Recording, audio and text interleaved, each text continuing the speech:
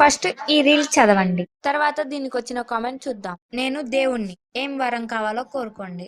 ఇక మొదలెడదామా? First comment, దేవుడా నాకు క్రికెట్ కిట్ కావాలి.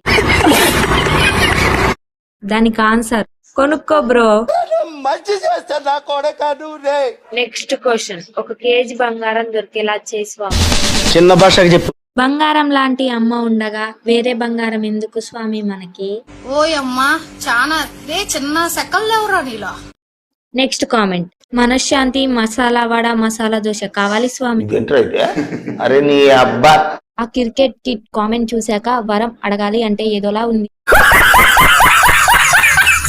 అడుగు భక్త, నా దగ్గర భయం ఎందుకు?